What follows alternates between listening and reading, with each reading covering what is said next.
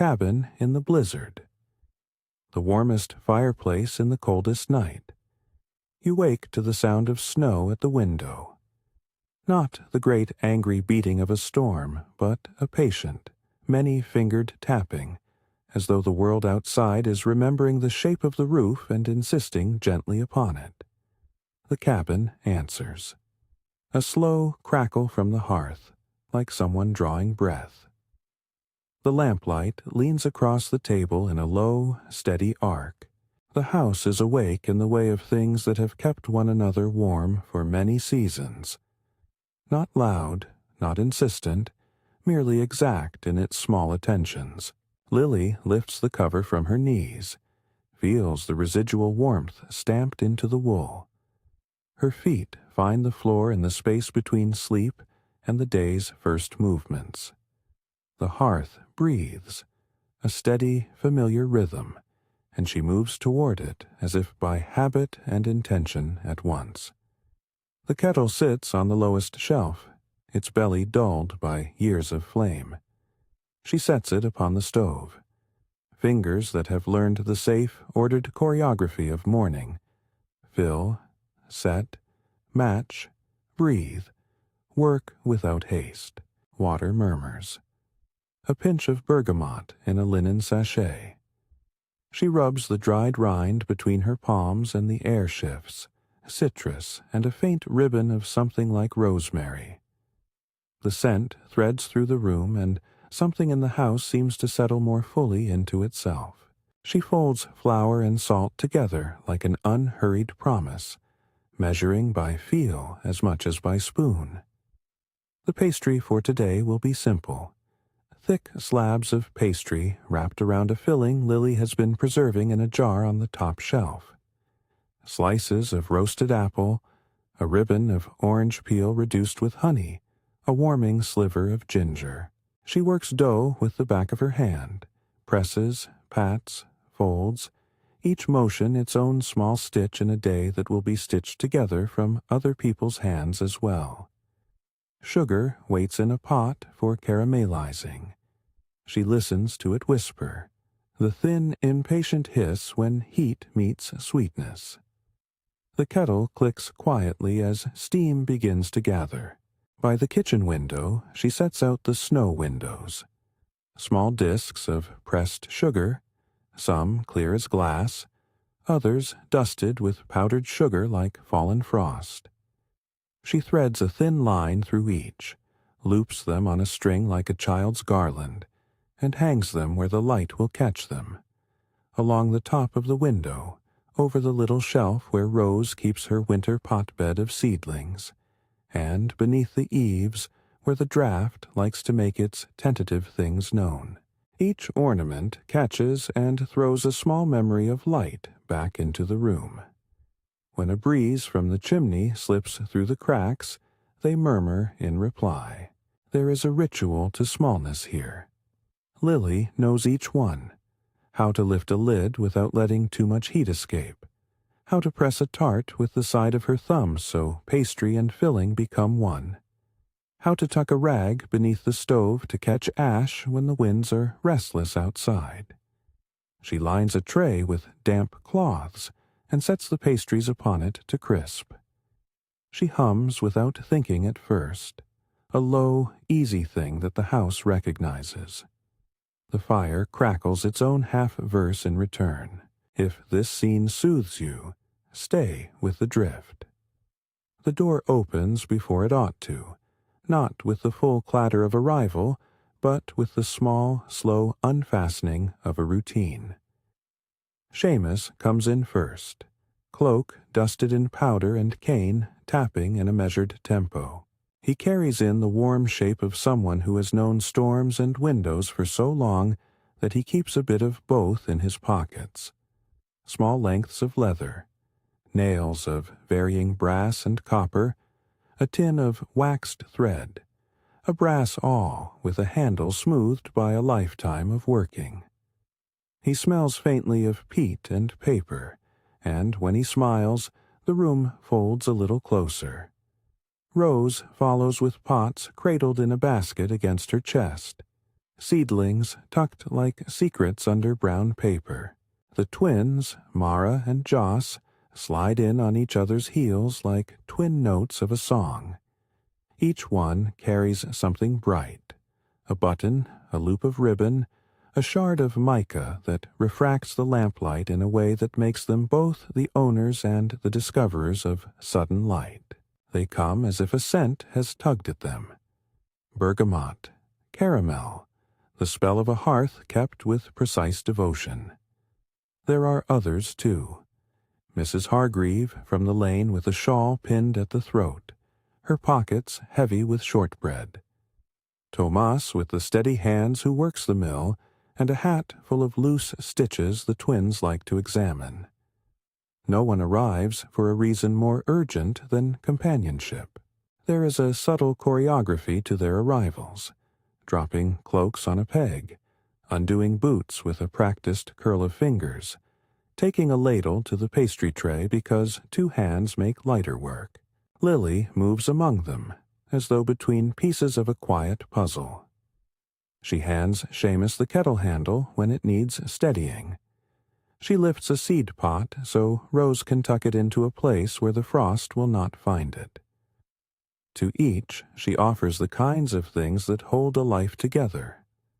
A slice of warm bread wrapped between waxed cloth, a plastered bowl for Mittens to breathe in, a seat by the fire pushed just so. Conversation threads through the space like soft ribbon. Small anecdotes, an exchange about the curious behavior of a fox, the price of coal in a neighboring hamlet, Seamus's memory of a storm that made the world look entirely new by morning. Laughter pebbles across the table now and then, bright and quick, not bearing anything but delight. The twins tumble their treasures into a small wooden bowl and suggest which buttons might make better eyes for a new doll. Rose, who keeps the green things alive even in the gray of winter, talks gently to her seedlings as she places them on the windowsill. She plants hands in the earth in small cups and smooths the soil like an elder smoothing hair. Her fingertips leave tiny, deliberate impressions. Lily watches, and the 2 of them exchange a look that means something like, "We will keep things growing as long as the weather will let us." It is a pledge made without ceremony by the practical pretense of watering. The cabin's air is stitched with these small rituals. The click of a spoon on a ceramic rim, the soft clatter of a knife on the board, the faint scrape when a chair is drawn. Overhead, the wind plays itself on the ridge and the eaves. The house takes the tune and adds its own. An answering creak, the slow settling of rafters that have been warmed and cooled so many times they can no longer tell if they are new. Snow taps the windows with the gentle persistence of someone tracing a line until it is understood. It is in this particular quiet, amid the wash of domestic sound, that Lily notices it. She had been arranging the snow windows on the uppermost frame, tiny pendants of sugar and mica which catch and scatter the smallest scraps of light. And when she reaches to straighten one, her fingertips meet cool where she expected wood. A thin line of draught greets her like a small, honest guest, a hairline gap at the top of the north window. The latch there, older than most things in the house, sits slightly askew.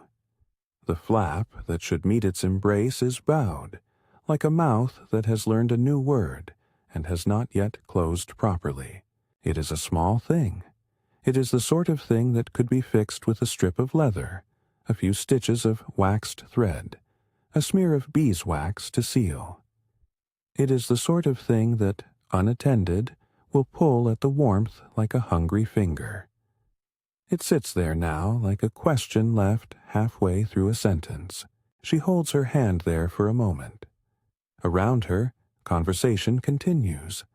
Seamus telling the ending of his story, Rose leaning forward to hear better, the twins chattering about the dolls they will make. so many lives braided into the room's slow heartbeat.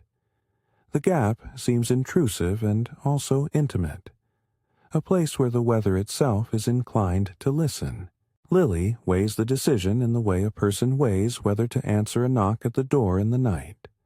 Part obligation, part kindness, part calculation of how the house will fare if something small is left to become something larger. She chooses the house. She chooses presence. Not tonight, she says, and it is not refusal. It is an invitation to stay.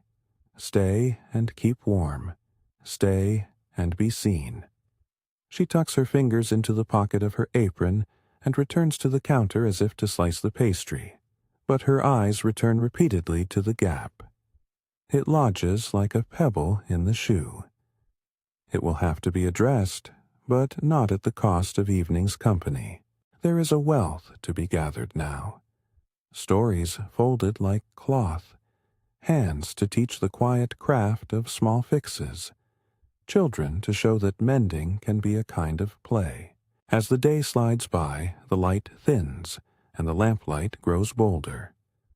The snow outside thickens its patient work, feathering the world into a softer shape.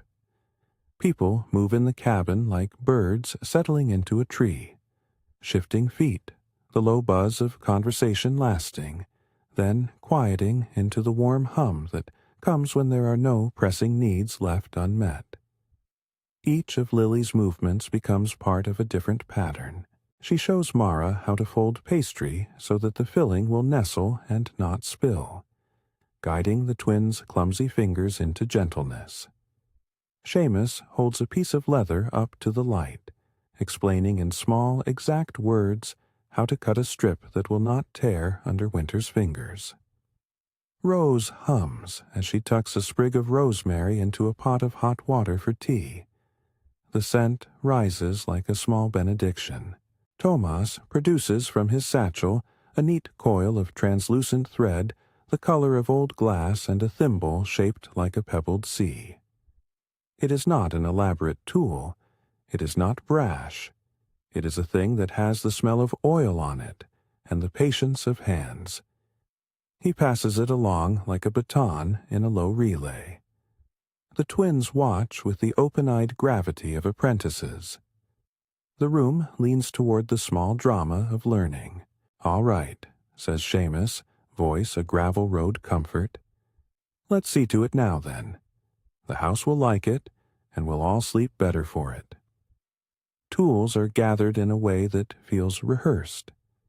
There is a queue of small things, a spool of thread, a needle with its blunt head, a thimble, a strip of leather Lily had saved from some other long-ago repair, a small pot of warmed beeswax, a flat brass button that gleams like the eye of a quiet sun. They form a little landscape across the table, each one valued, each one small. They settle around the window. The twins clamber up on a low stool so they can see. Rose arranges the seedlings farther from the draft, and Seamus props open the lower sash to allow a small, convenient light to fall across the seam. Lily lifts the sash, and the latch clicks exaggeratedly in the hush of concentration. The sound seems to anchor the room. There is a chorus of tiny, practical directions: how to flatten leather, how to punch a hole without piercing the wood's dignity, how to pass a needle through a stubborn place without forcing it.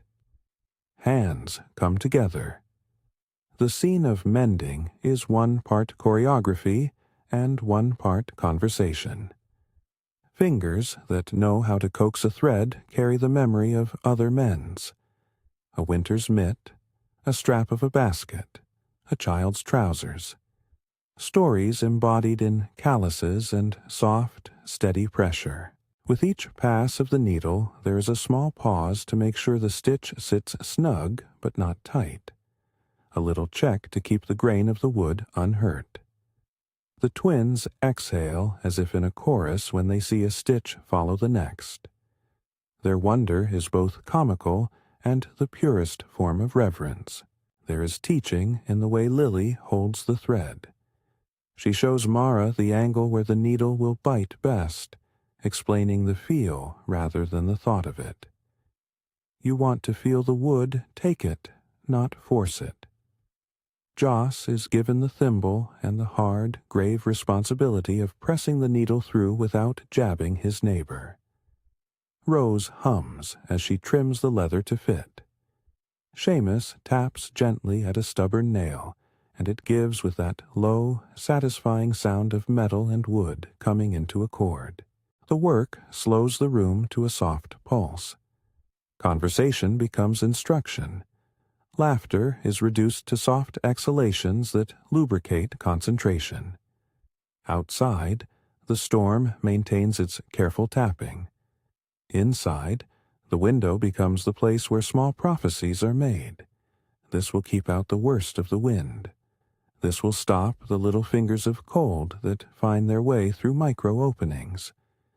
With every stitch, they imagine a quieter night to come. As they work, a new kind of thought begins to unfurl, mending as beautifying. Rose suggests with a small, sudden lightness that the leather patch need not be merely useful. It could be covered with a cloth, with a pattern, with something that would celebrate the repair instead of hiding it. Why should it have to look as if it were ashamed to be fixed? She asks softly, and the idea slips through the group like a thread drawn through a tapestry. There is a murmur of agreement. The twins lean in, eyes bright. They suggest sequins at first, then quickly prefer buttons and small discs of mica, or the sugar pendants they had earlier hung at the window. Seamus strokes his chin as though the thought fits his mouth well. A cover might catch the light, he says, and keep the draft, and give folk something to look at when they think of weather. Lily's hands, which have been steady as the others have stitched, steady more deliberately now. The practical mind arranges itself around a new delight. They will make a cover. They will sew to keep and to celebrate. They will stitch protection and ornament together, so that the house will bear both usefulness and beauty. Someone fetches a length of old linen. It is a cloth Lily has kept for mending, because it carries the faint scent of 100 small meals and the memory of a child's first shirt. Rose brings a spool of ribbon the color of bruised plums. Tomas suggests a little border of beeswax to keep seams from taking in water when the snow sits heavy on the sill. The twins offer their bowl of small, bright things and pick through it with the solemnity of curators. The room reorganizes itself around this new, gentle project. The repair will be a little ceremony. They begin to plan in earnest. The size of the cloth, the placement of ornaments, whether to make a flap that tucks inside the frame or a band that wraps the sash like a cuff. They talk of stitches, running, blanket, a tiny invisible stitch that will not show on the face of the linen. The conversation is practical and also a kind of conjuring. Ideas are drawn up between them like maps. Lily finds a scrap of paper and makes a quick note, using her spoon's handle as a pencil to press lines into the grit on the table. She keeps track, not because anyone needs a list, but because the act of naming helps small things feel orderly in a world that sometimes gives the impression of rushing, and then not. As evening stretches its arms and the lamplight drinks the remaining day, the first pieces are cut and pinned. The leather patch is fastened with a single, strong stitch to hold the worst of the draft at bay. The linen cover is measured and pinned, its edges folded neat so they will not fray. Rose threads a needle with a length of the translucent thread Thomas provided. It shines like ice under lamp. When you pull it, she says to the twins, pull steadily and don't rush. A hurried stitch will be uneven. The twins try. Joss's first stitch pulls tight and puckers. Mara's is too loose and flutters like a small flag. Lily guides their fingers back. Their hands learn the gentle rhythm. Seamus shows them how to hold a thimble, how to count stitches on a low breath. The kitchen takes on something of the hush of a chapel, but gentler and beaming all the while. This is worship of another kind, the slow, persistent holiness of care. While fingers move, words drift.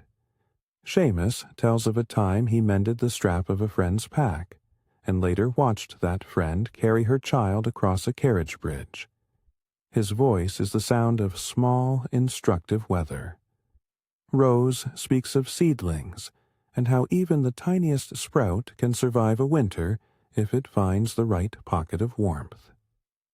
Thomas, with his miller's hands, outlines how he once stitched a sack that fed a family for a week. The twins listen, and in their faces the stories become plans for their own brave smallness. There is a particular rhythm to this work. Thread pulled taut, needleted through with a gentle turn of the wrist, the cloth smoothed, a compliment offered, a laugh shared when someone knots the thread in an odd manner, and it slides off like a little befuddlement. Outside, the wind thickens its pattern. Ice beads upon the eaves. Inside, time contracts around simple tasks, and the cabin feels fuller than the sum of those present. The room keeps the warmth of hands pressed to work. The hearth replies with a contented roar that sends sparks up the chimney like small, briefly lively stars. As the night moves toward deeper black, the cover begins to take shape. Edges are finished with a neat hem. The seeds of ornamentation are sown. Mica pieces placed where they will catch the highest light. A circle of sugar discs threaded along the top to glint like a miniature frost. The leather patch is hidden now, not because it should be ashamed, but because it has been softened into something deliberately crafted.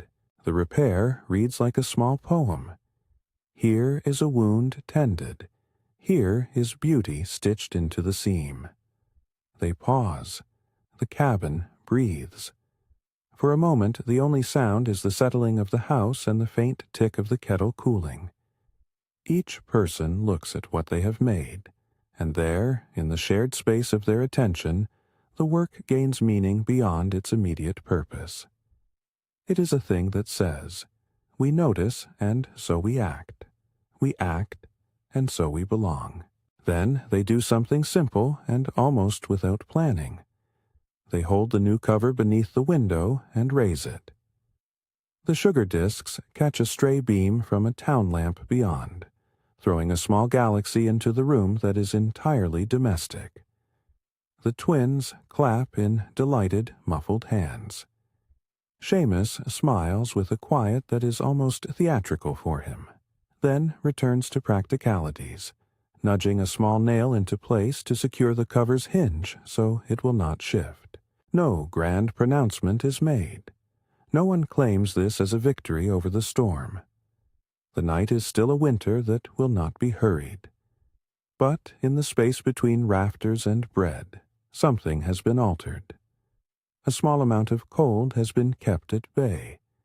A small show of human craft has been placed in the world to remind anyone who looks that nights can be met with hands and thought and tiny pleasures. They test it by packing themselves not only around the table but under the window as well, each pressing a shoulder to the sill and letting the newly made cover take the strain of the outside's insistence. It holds. A thin, satisfied sound of wind rubbing its palm against the eaves soars and then recedes. The sugar ornaments tremble and kiss the light.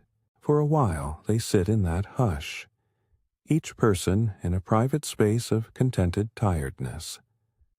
Lily moves about, placing cups of tea at hands that need them, folding a blanket over a child's knees.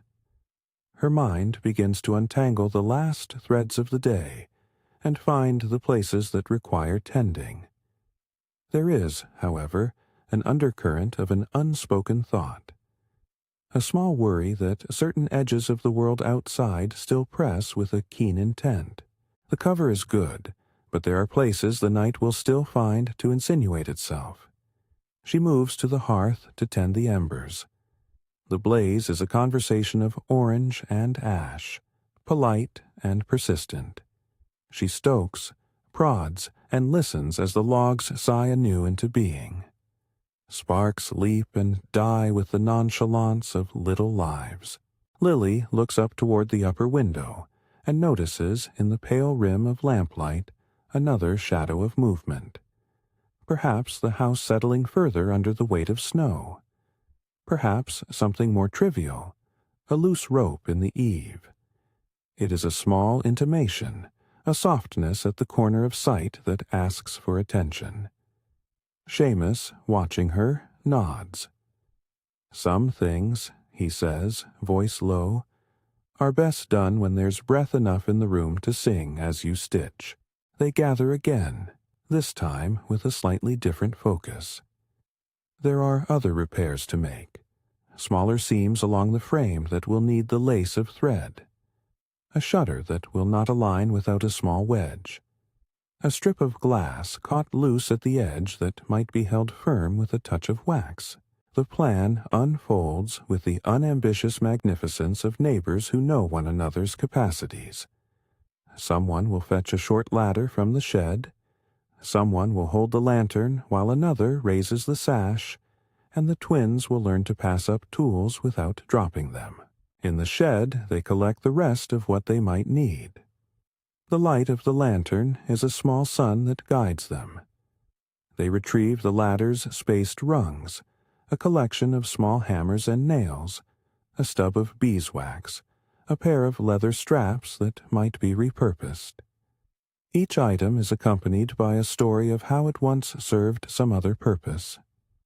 Tomas's hammer has a nick that shows where he once prized a crate to dismantle it. Seamus's knife is worn at the joint where he whittled a baby's toy. They carry these stories like talismans, proof that objects acquire meaning through the lives that use them. Back inside, Lily positions the ladder beneath the upper window, and the twins scramble up with cautious, delighted assistance. The cold at the jamb is more insistent at height. The air there is like a fine, nervous breath. They find the misaligned shutter's bow is worse than they thought. It will need not only a leather brace, but attention to the hinge itself. The hinge is old and thin. Its pin has been nudged by many winters. The work becomes slower, more precise. Someone holds a lantern close. Another passes the awl. Fingers make a careful negotiation with metal and wood. As they work, the house seems to settle around them, approving. The sound of the storm is a distant rhythm now, and their hands answer it with a different kind of music. Lily thinks of the small hours ahead, and the kind of sleep that comes after work done with friends.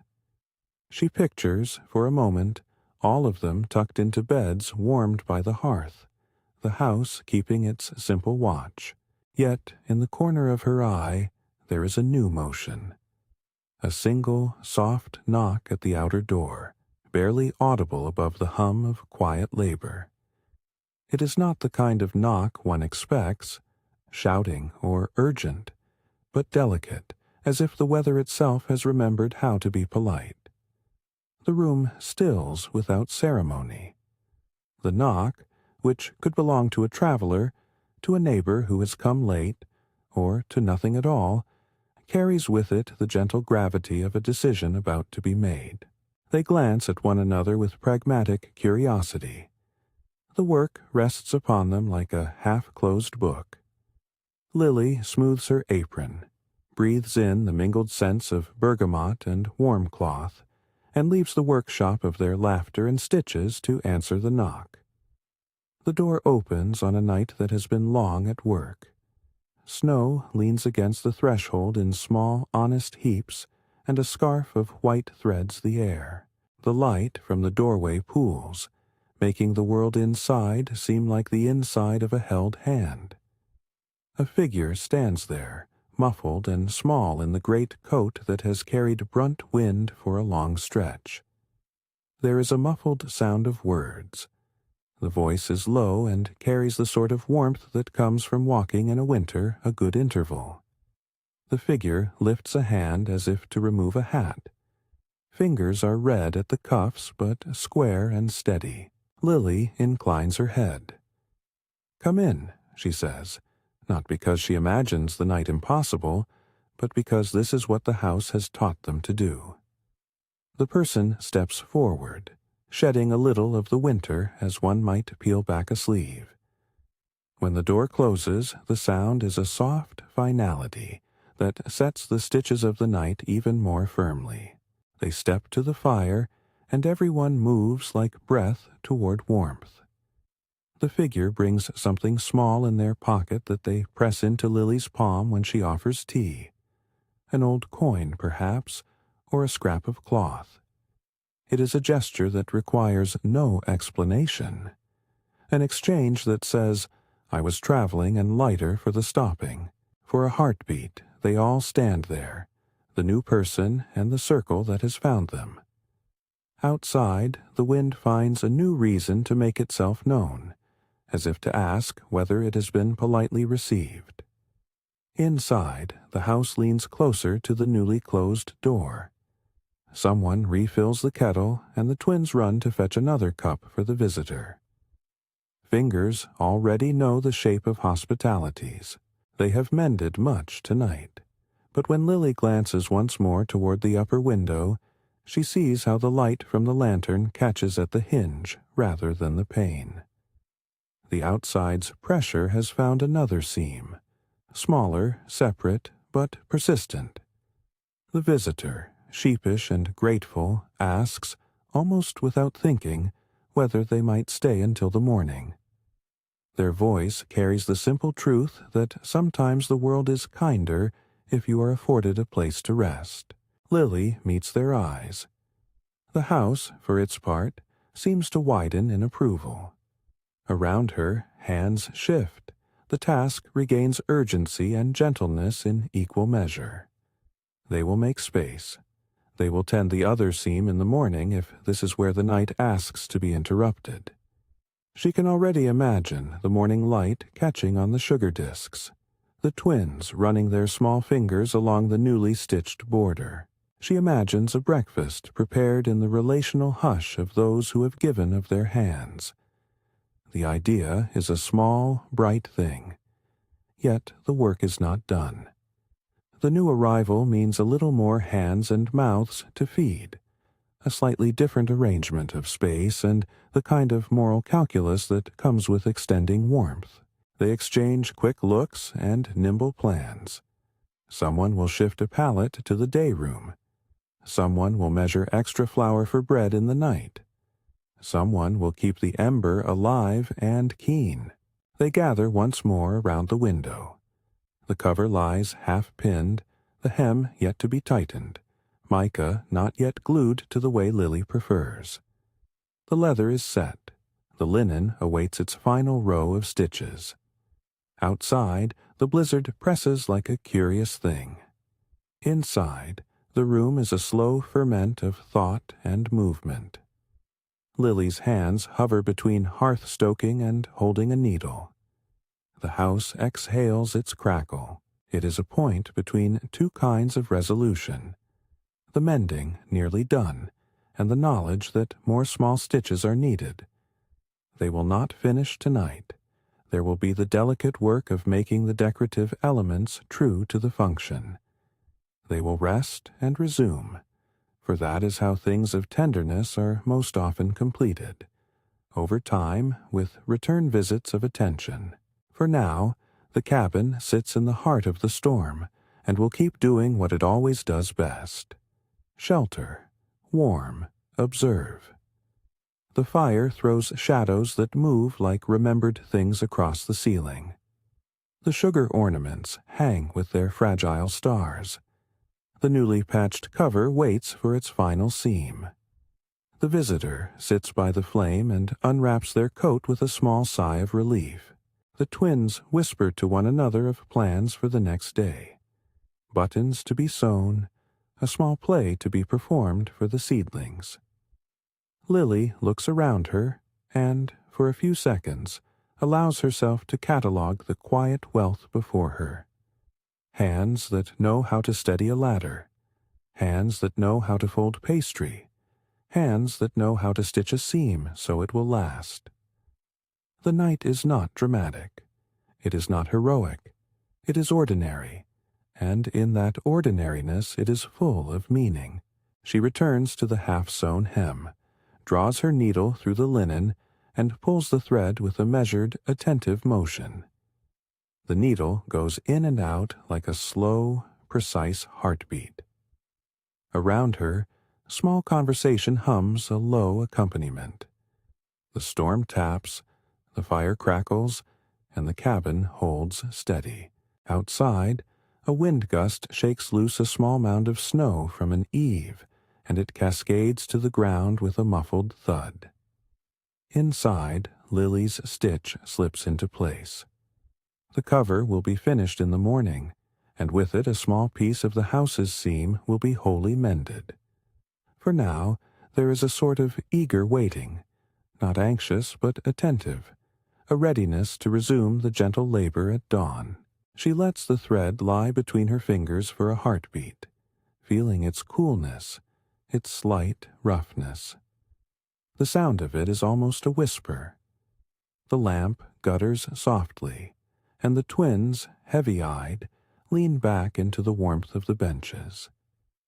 Seamus tells a last small joke that sends a ripple of amused breath through the room. Rose hums a tune that is older than any of them, and Tomas smooths a hand over his pocket as though to reassure himself of the integrity of tools kept. The visitor unwraps the coin or cloth and places it upon the table as if adding a small promise to the night. Lily draws the needle through once more, making the last discernible knot for the evening. She imagines the stitches as a braid of intentions. Keep out the cold, make beauty, teach the young, feed those who pass. The house, ancient in its ordinary honesty, closes in agreeably.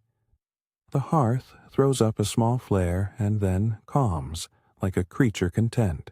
The moment holds, and in it there is a quiet knowledge that tomorrow will bring other work.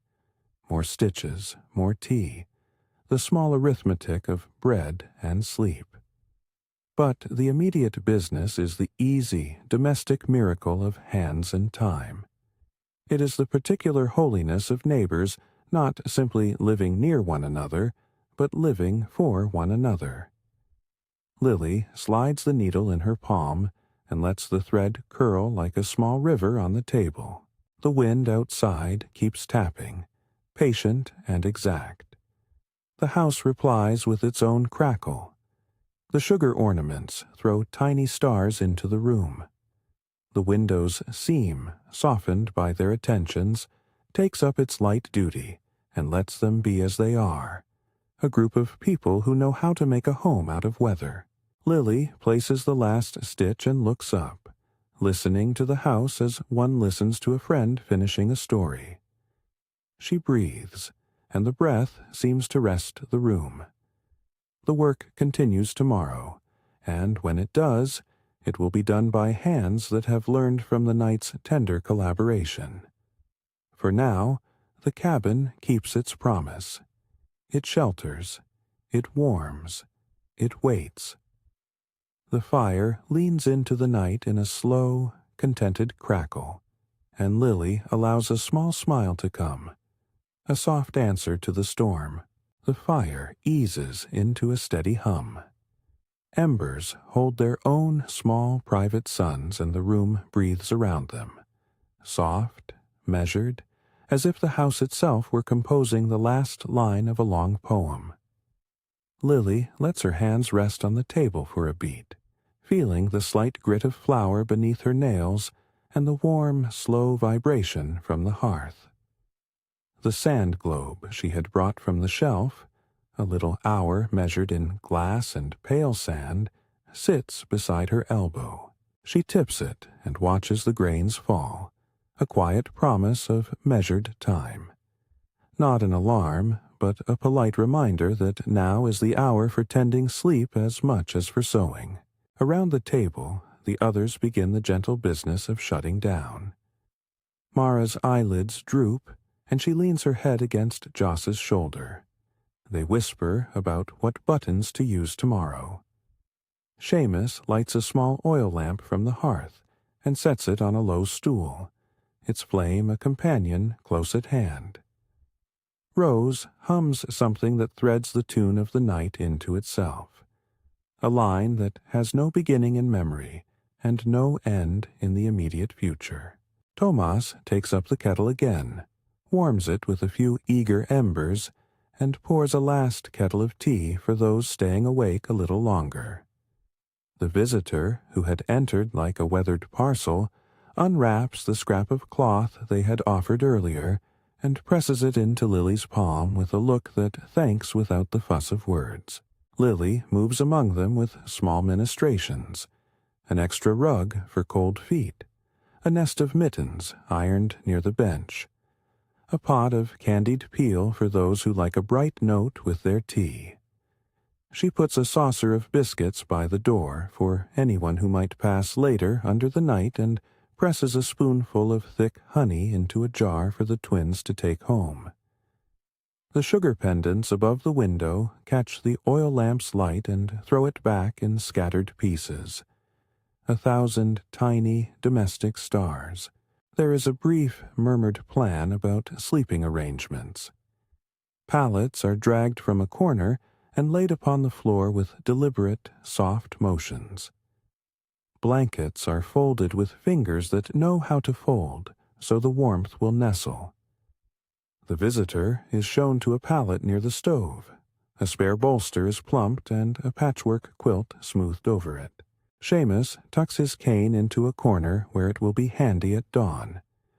Rose spreads a piece of oiled cloth beneath a pot to catch any stray drips from the seedlings. They move like people who have practiced making room for one another's needs, and the ease of that making is itself a kind of song. Before the last pallet is claimed, Lily takes a small, deliberate loop of ribbon from her apron pocket. It is the plum-colored ribbon they had chosen, rich and matte, the color of bruised fruit in winter. She ties it into a bow and slides it through the linen that will become the cover's front hem, the loop of tenderness that will always remind whoever looks that this repair was not merely work, but welcome. She runs her thumb around the knot and then sets it aside, a tiny keepsake waiting to be sewn into place in the morning. The twins have a small ritual of their own. With the solemnity of a council, they press their hands to the sugar pendants and make a tiny wish. Nothing weighty, just the bright openness of children. A wish for tomorrow's play, for enough light to see a new button, for a dream that involves the seedlings sprouting. They cough the word please, and the pendants spin slightly as a draft moves along the sill. The glass taste of sugar meets air and settles again. The fireplace takes the lead then. Lily feeds it a careful log and tucks the coals to encourage a slow, even glow. Sparks rise and bow their brief heads before they fade. The sound is a low, approving crackle. She pats a folded blanket and spreads it across the bench for Mrs. Hargreave, who prefers to sit up a little. The evening becomes one long, collective exhale, each person working to puff out and then to soften. There is a lull in which voices dim to a murmur, and small pockets of conversation become private echoes. Seamus tells, in a voice like gravel worn smooth, of a winter when he and an old companion sat through a storm and mended a basket in the flicker of dawn. A story that ends not in a moral, but in the image of two hands fitting a weave. Rose murmurs a note about how some plants sleep with their leaves folded like hands in prayer. She does not intend doctrine by the word, but the image lands like a feather. Tomas offers a small, practical piece of advice for the morrow. If the hinge is stubborn, warm the wax first rather than pushing. Heat persuades more than force. The twins drift to sleep in a small tangle, Joss's hand finding a mitten, and Mara's thumb finding a smooth pebble in her pocket to hold like an amulet. Mrs. Hargreave hums along with Rose's tune, and eventually nods, eyelids meeting. The visitor, whose coat is now refolded and draped across a peg, settles into a sleep that looks like relief. Out on the threshold, the wind continues its patient work. A slow sifting of white, a soft tapping at the doorframe. It speaks like a polite guest who knows when to draw back. Lily tidies the crumbs from the table, wipes the board with a cloth, and the circular, contented motion of the task seems to finish the night as much as any speech could. She slides the tray of pastries, already cooled, into a box shaped from old card, binds it with butcher's twine, and places it by the door for anyone who might come along later. She sets the sand globe upright on the mantel, where its slow hour will mark the passage of that restful time. The kitchen light softens under her hand as she snuffs an oil lamp, so that only the hearth remains a steady glow. When at last she lies down, the mattress gives with a familiar weight, and the blanket rises like a small, warm wave about her shoulders. She listens to the house. The draft, finding its little negotiations along the sill. The creak of timber relaxing into night. The barely audible shuffling of someone turning in sleep. Her thoughts are small and kind. Lists of bread to bake, seeds to be pinned in early spring, the soft urge to teach Mara how to measure by feel so that she might learn to measure by the body of it rather than by mark. She breathes and counts the 6 slow parts of an exhalation, then stops counting because the numbers themselves feel surplus to the quiet. In the depth between wake and sleep, Lily rises for one last check. She pads to the hearth and moves with the patient attention of someone closing the eyes of a small animal. The fire is content but not complacent. She presses a coal gently into place with the poker and watches the flame rearrange itself in gratitude. Her hand drifts to the window, and the sugar pendants sway, faintly chiming against each other with a sound like tiny chimes made from hail. Moonlight slips through the trees and rests on the hem of the linen cover, painting it the palest blue. She lingers, thinking of the cover as not only defense but a story-wrapped object, a thing that will speak in slow, domestic language whenever someone rests their palm against it. The thought comforts her. She turns back to the room, checking that boots are tucked away, that the kettle is off, that the latch on the door is drawn to a final, gentle close. Then she slides back into bed and allows the day's small treasures to fold into night. Outside, the storm's voice changes timbre. The wind, no longer urgent, becomes a soft, steady company. Snow paints the world in a smothering hush. The cabin's walls breathe in the cold and breathe out heat, and the interplay between those breaths makes a rhythm that might be called lullaby. Time becomes something measured not in great increments but in the small monotony of household weather. Morning, when it comes, does not arrive with trumpets, but with a light that thickens like porridge spilling over a spoon. Lily wakes to the sound of the kettle's low gurgle. Someone has thought ahead, and finds Seamus sitting by the hearth already awake, nose buried in a woolen scarf, eyes on the fire. He nods at her without words, his face carved into the soft map of a man who has slept well and rises easily to the work of a new day. The house smells of tea, and the faint, bright tang of citrus, and of the sugar pendants which, in the night, have left a sweetness in the air like the aftertaste of a good memory. Lily untucks the blankets and pads to the window. Outside, the world has been altered by a thick, patient falling. A hush has fallen the way soot hushes a loud room. The trees wear sleeves of white. Footprints mark the porch. The visitor's prints, the twins' small hurried loops, Seamus's measured cane marks. The sky is a pale, comfortable gray, and the air carries the kind of cold that is clean rather than cruel. They rise and gather with that dawdling urgency that belongs to mornings after an evening of work.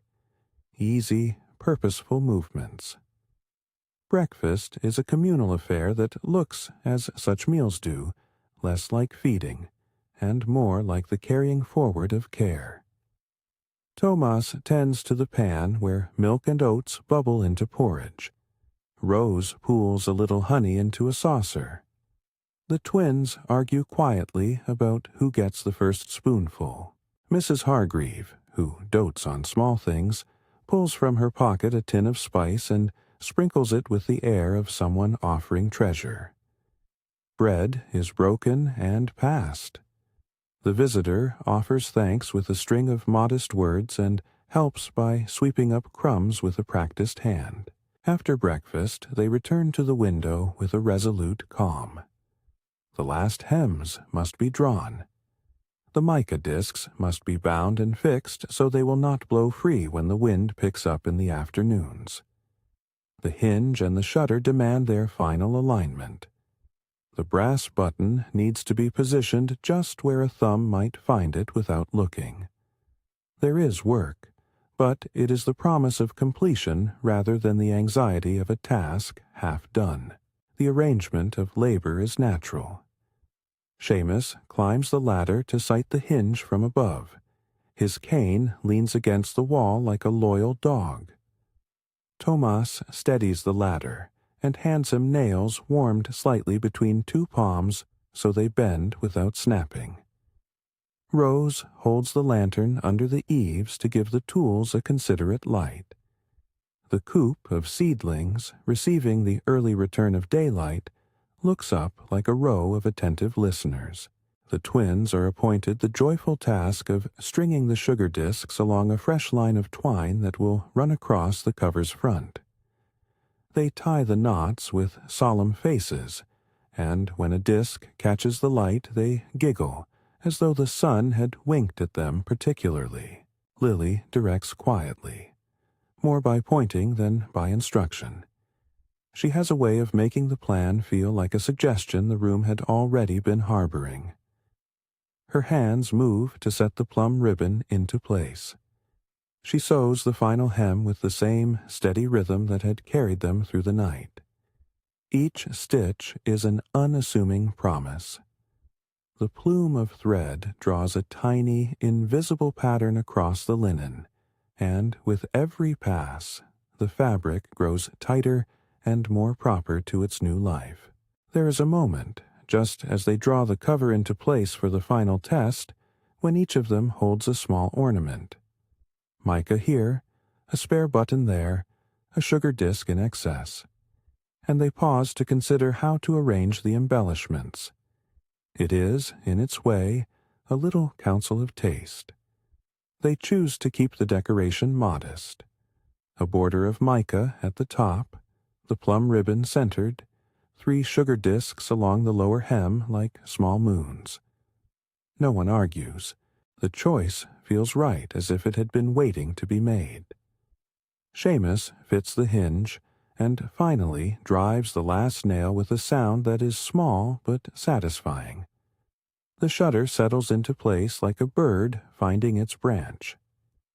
Lily lifts the cover and tucks the folded linen over the edge of the sash as if tucking in the house itself. The ribbon bow catches at the light and smiles, in a manner not truly anthropomorphic but recognizably tender. They walk outside then, not in triumph, but more as witnesses. The air is crisp and opens the breath in the chest.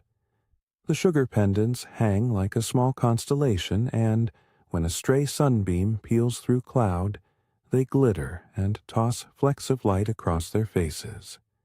The twins run their fingers along the knitted line of mica and announce, fairly, that it looks properly cozy. The visitor stands close, hands in their pockets, and when a small bird, cautious, bright, lands on the fence, it seems to say, as all small animals imply in these stories, that the place is settled for the day. They test the window by pressing together one against the inner sill. The cover holds. A sliver of wind that had been insinuating itself finds the seam closed, and gives up the attempt with a gust that sounds like a disappointed sigh. Inside, the kettle begins to sing for tea, as if giving approval. They hang a small garland of extra sugar discs along the eaves, where the twins insist they will catch the first morning melt and throw back 1,000 tiny suns. There is no ceremony beyond this. No speeches, no badges earned.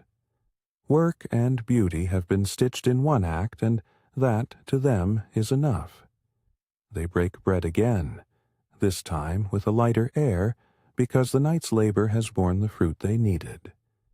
The visitor, who had come as an unknown weight, lingers and offers to help with the day's minor tasks, stacking wood, hauling in a few more sacks of coal from the shed. Lily, who had only yesterday been the center of tending, accepts with the same quiet gratitude she offers in other people's hands. As the day turns toward afternoon, they disperse into smaller errands. The twins steal away to make a puppet from an old mitten and a button. Rose carries her seedlings to a window that catches more sun and talks to them as though they were old friends.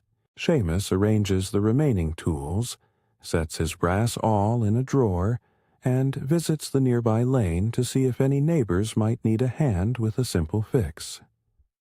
The visitor lends a hand, and in doing so, finds an ease in belonging that feels less like claim and more like return. Lily stays a while longer by the hearth and makes a small pot of the spiced tea she favors. She brews a second jar of the orange ginger preserve and pares a thin slice of lemon to put into a glass jar for later. She writes, on a scrap of paper, the recipe's handfuls and measures, notes for a future evening when someone else will want the same comfort. The act of writing is not ambition, but an ordinary generosity, a way of leaving a map to what has warmed them. When the light thins toward the kind of gray that wool sweaters hold, they gather one last time.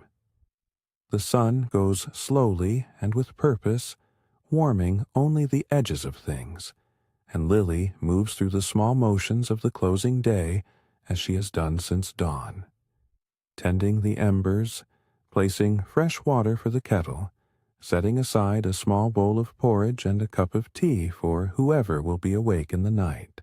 She lays an extra fold of blanket near the door for the wanderer, who might, in truth, be none but the wind itself. Each place she prepares is an invitation that requires no answer. She walks to the window and stands there for a long moment. The cover they have made catches the last of the light and refracts it, scattering flecks that wander lazily across the ceiling and fall like confetti upon the rafters. The sugar pendants sound against the wood with a soft, repeated clink. Small punctuation marks that mark time in a language only houses and children fully understand. Lily breathes in the orchard of smells: bergamot, brown sugar, wood smoke, and the faint green of the seedlings. She feels the house as a living sum of those things and allows herself a small, contented smile. It is late when the household settles again. The twins are tucked in and are already whispering of new buttons to be found. Seamus takes out his tin of waxed thread and mends a small tear in his glove by the lamplight, hands steady and sure. Rose checks on her seedlings once more, brushing the soil with a careful fingertip. Thomas stacks the last of the wood and stands for a moment with a hand on the doorframe, watching how the light rests on the sill. Lily prepares for bed with the little meditation of household. She turns the kettle off, runs a cloth around the counter, folds the dishcloth into 3 neat parts, and then, because the ritual pleases her, sets the sand globe upon the mantel and tips it quietly. Watching the sand settle, she counts the grains in her mind as if each one were a small benign problem solved. The quiet comes on like a shawl. Before she lies down, she steps softly to the window once more. The world outside is a textured hush, snow laying down the day in a final, patient layer. The repaired cover holds its place, and the ribbon drifts in the top corner like a secret kept between friends. She strokes the linen with an affection that is small and practical rather than poetic, a smoothing of rightness into place. Now, if you like, let your shoulders loosen as you would fold a blanket. Easy, generous. Let your breath become longer and softer. Picture the hearth's glow moving across the floor. Let the sugar pendant's glint sink into your vision like a few slow stars.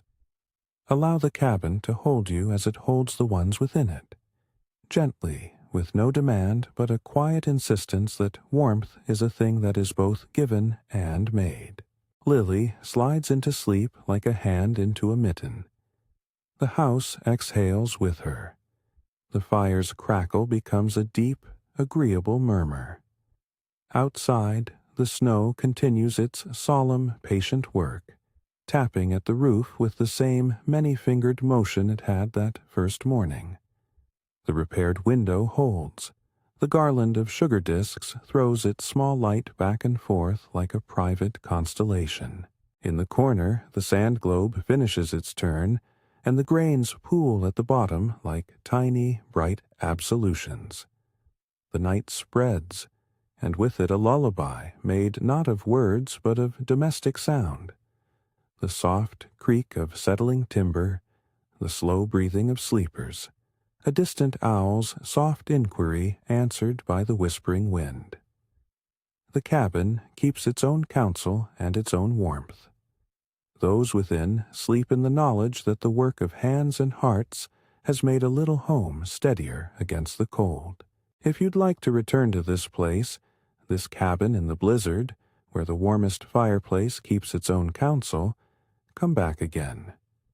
Let these stories be a pause in your evening, a small habitual harbor where the simple acts of mending and sharing can steady the day. For now, rest. The hearth keeps watch, and the snow taps on, patient and precise, until morning comes once more.